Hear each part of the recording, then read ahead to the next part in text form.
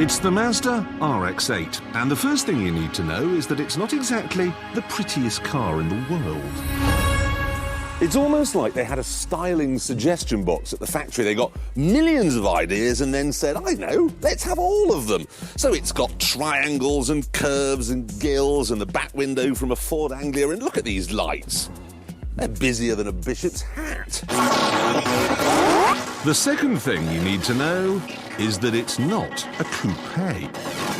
Again, it looks like the work of a committee. Half of them said, we want a two-door GT car, and the other half said, no, we want a four-door saloon. And then they thought, I know, we'll have both. So, open the door, and in there you've got a sporty red and black interior, like a man's wash bag. Very coupe-ish. But what's this? Not exactly going to work as a mini cab in there, but there's certainly space enough for your 2.2 kids. Really, it's the best of both worlds. Cheap, too. The old RX-7 used to be priced to compete with Porsches. It was £35,000. But this one is just £22,000. And don't think they've skimped on equipment.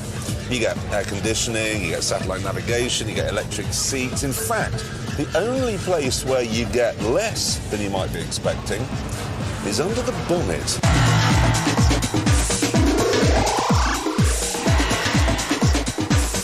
Most cars of this type come with huge engines, but this has a 1.3. So you might be wondering, what is a 1300cc four-door saloon doing on our track? Normally, only the really fast and exotic stuff comes out here. Let me show you.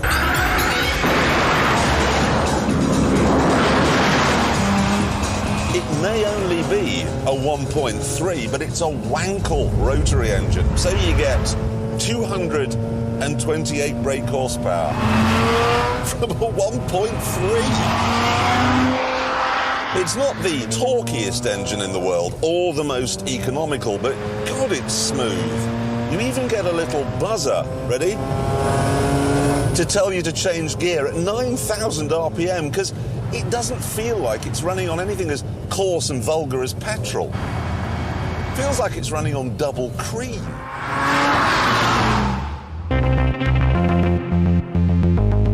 So, on the downside, the styling is a bit fussy.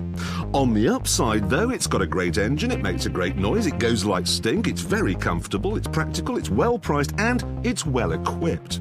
And then there's the really good stuff.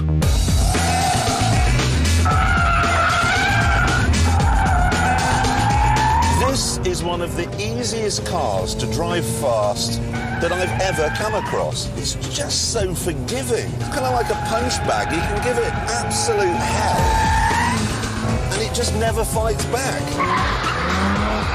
It's got the perfect layout. Front engine, rear-wheel drive with a limited slip differential.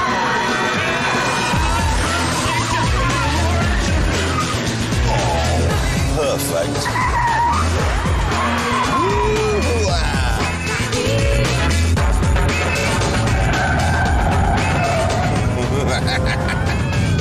The guy who was running Mazda when they were designing the RX-8 used to race cars, and it kind of shows.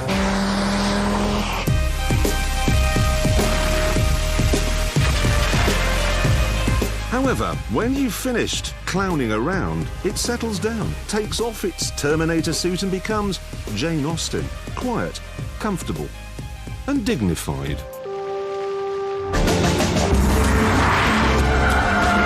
This car is sensational. You get all the benefits of a coupe with none of the drawbacks, and all the practicality of a saloon with none of the tedium. Of all the cars I've driven this year, I'm pretty sure this one is the best.